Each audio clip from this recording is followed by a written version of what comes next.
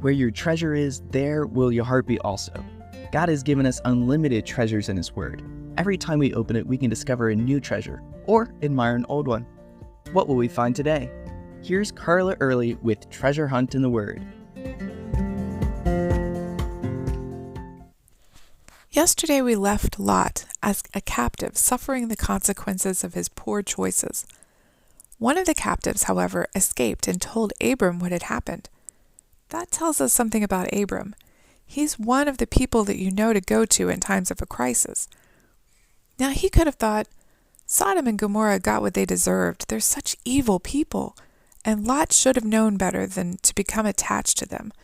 They're not my responsibility. But Abram didn't hesitate. We know that Lot was technically Abram's nephew, but listen to what it says Abram did in Genesis 14:14. Now when Abram heard that his brother had been taken captive, he armed 318 trained servants who were born in his own house and went in pursuit as far as Dan.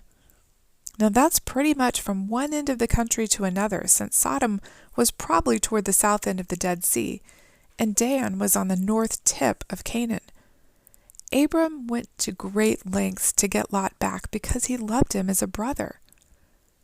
But wait, Abram had 318 men in his household, and why would they be trained for war?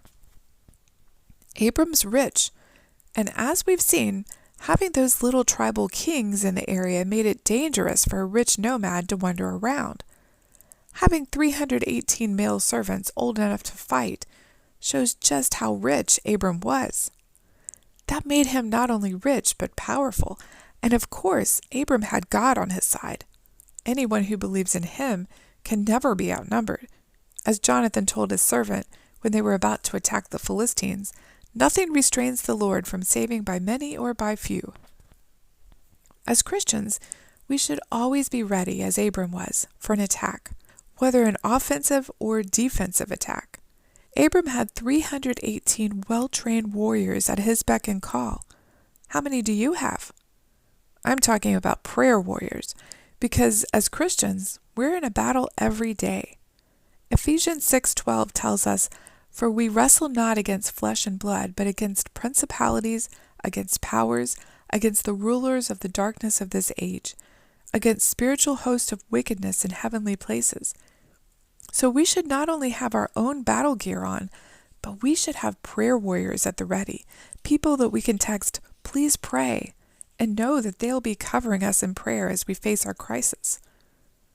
The one time I had surgery, I knew my prayer partners were praying for me and my doctors, and that gave me such a peace going into surgery. Then I spent the whole time in recovery texting back and forth with them, since no one was allowed to be with me due to the COVID restrictions. So what could have been a frightening, stressful time ended up being one of joy, peace, and victory. Abram and his 318 warriors had victory as well. They caught up with Lot's captors, defeated them, and brought back not only Lot and his possessions, but everyone else too. We'll talk more about that tomorrow.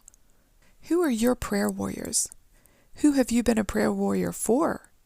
What victories has God given you because of prayer? I'd love to hear about them.